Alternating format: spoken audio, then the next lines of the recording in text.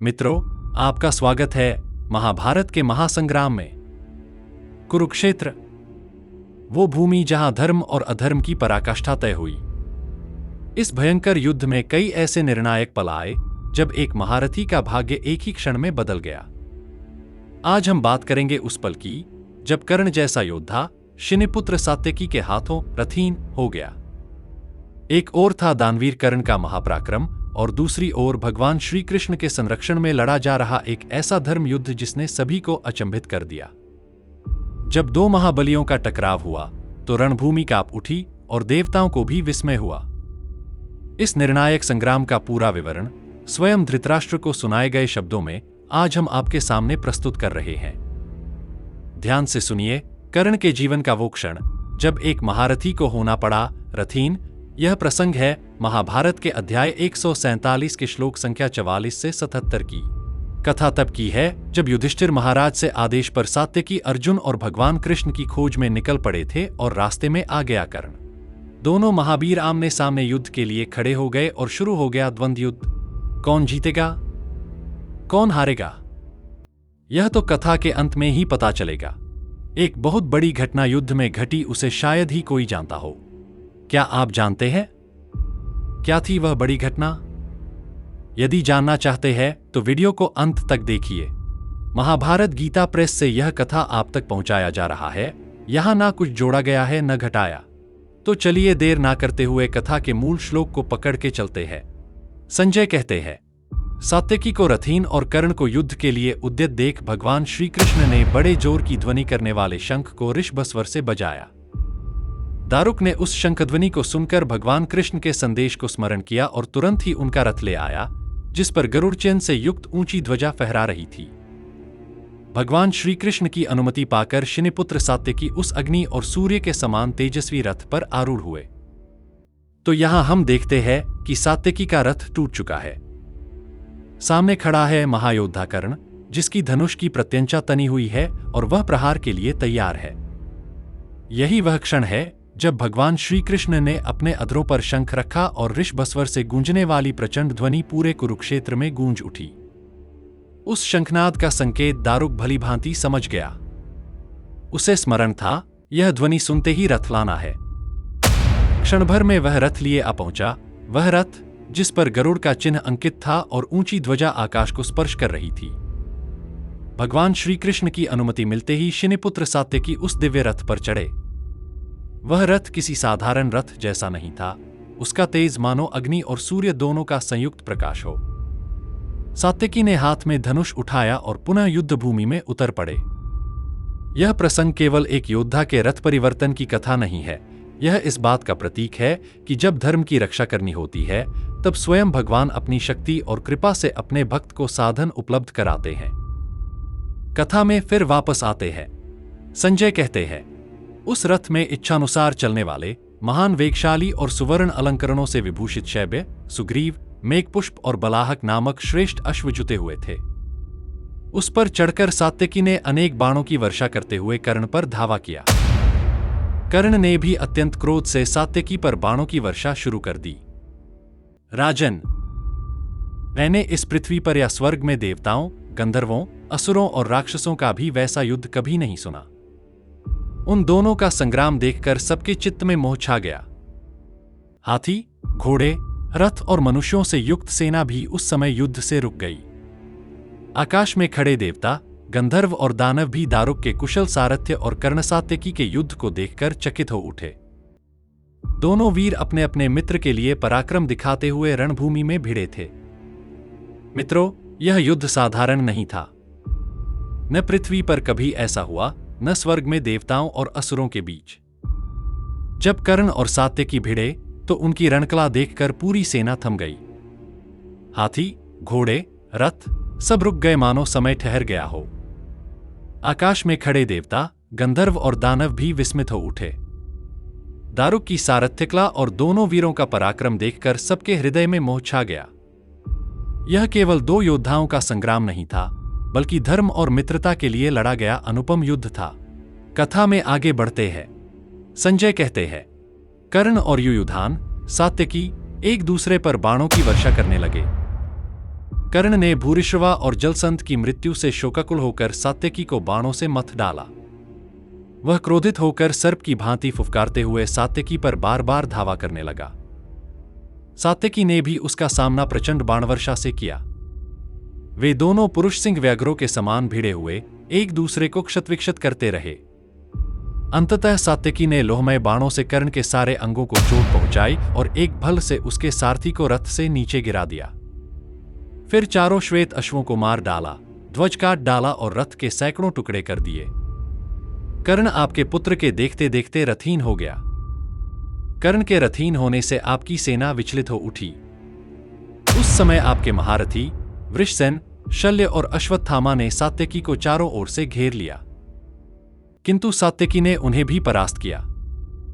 सात्यकी के द्वारा वीरवर सूत पुत्र कर्ण के रथहीन कर दिए जाने पर सारा सैन्य दल सब ओर से व्याकुल हो उठा। किसी को कुछ सूझ नहीं पड़ता था। राजन, उस समय सारी सेनाओं में महान हाहाकार होने लगा। महाराज, सात्यकी के बाणों से रथहीन किया गया कर्ण भी लंबी सांस खींचता हुआ तुरंत ही दुर्योधन के रथ पर जा बैठा। बचपन से लेकर सदा ही किए हुए आपके पुत्र के सौहार्द का वह समादर करता था और दुर्योधन को राज्य दिलाने की जो उसने प्रतिज्ञा कर रखी थी उसके पालन में वह तत्पर था। राजन, अपने मन को वश में करने वाले सात्यकी ने रथहीन हुए कर्ण को तथा दुःशासन आदि आपके वीर पुत्रों को भी उस समय इसलिए नहीं मारा कि वे भीमसेन और अर्जुन की पहले से की हुई प्रतिज्ञा की रक्षा कर रहे थे। उन्होंने उन सबको रथहीन और अत्यंत व्याकुल तो कर दिया, परंतु उनके प्राण नहीं लिए। जब दोबारा द्यूत हुआ था उस समय भीमसेन ने आपके पुत्रों के वध की प्रतिज्ञा की थी और अर्जुन ने कर्ण को मार डालने की घोषणा की थी। कर्ण आदि श्रेष्ठ महारथियों ने सात्यकी के वध के लिए पूरा प्रयत्न किया, परंतु वे उन्हें मार न सके। अश्वत्थामा, कृतवर्मा, अन्यान्य महारथी तथा सैकड़ों क्षत्रिय शिरोमणि सात्यकी द्वारा एकमात्र धनुष से परास्त कर दिए गए।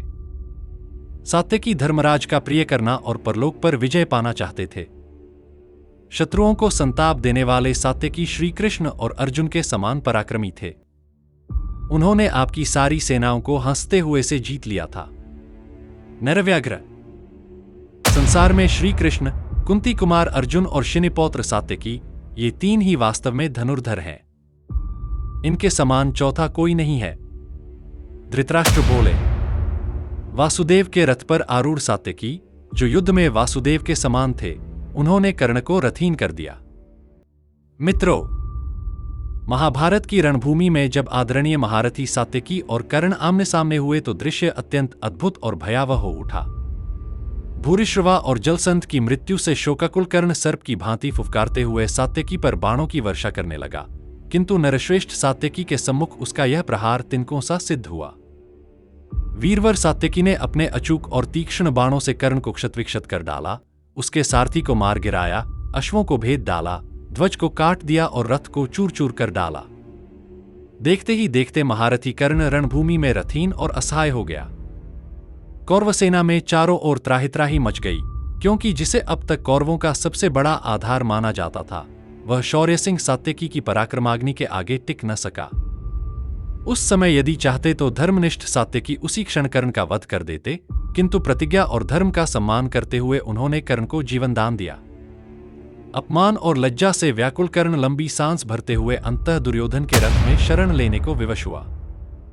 मित्रों, यह प्रसंग स्पष्ट करता है कि आदरणीय सात्यकी न केवल रणभूमि के विजेता थे, बल्कि धर्मभूमि के भी अधिपति थे।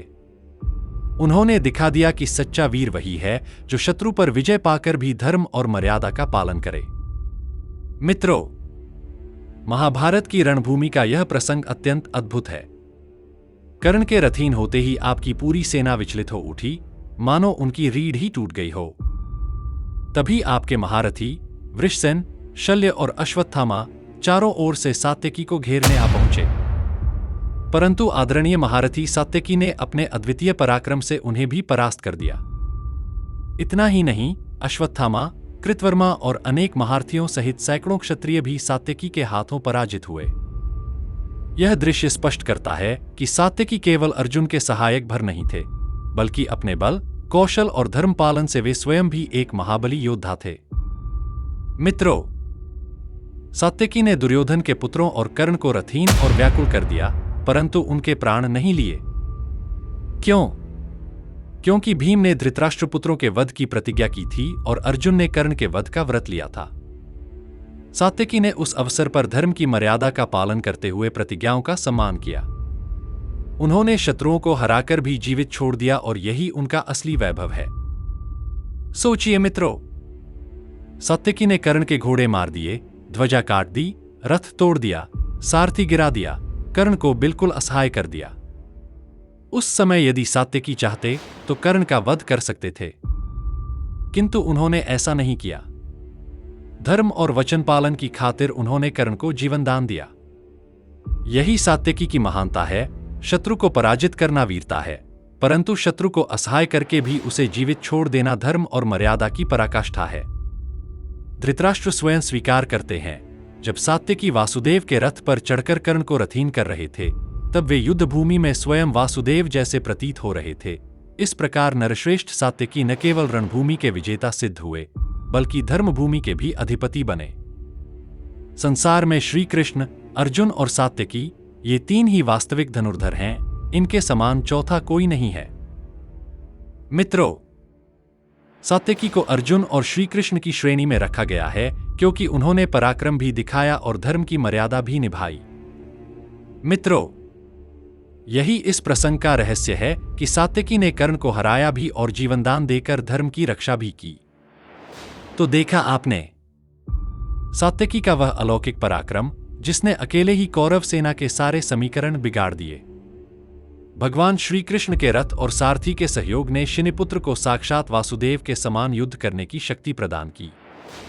वृषसेन, शल्य और अश्वत्थामा जैसे धुरंधरों का भी सात्यकी के समक्ष टिक न पाना इस बात का प्रमाण है कि श्री कृष्ण, अर्जुन और सात्यकी, इन तीन वास्तविक धनुर्धरों के तेज का सामना करना असंभव था। यह केवल एक युद्ध में जीत नहीं थी, यह धर्मराज युधिष्ठिर की विजय का संकल्प था, जिसे सात्यकी ने अपनी निष्ठा और बाणों से सिद्ध कर दिखाया। और हाँ, कर्ण के प्राण न लेना, यह उस महान प्रतिज्ञा का सम्मान था जो पहले ही रणभूमि में ली जा चुकी थी। आपको महाभारत के इस अद्भुत और निर्णायक मोड़ के बारे में जानकर कैसा लगा? हमें कमेंट करके जरूर बताएं।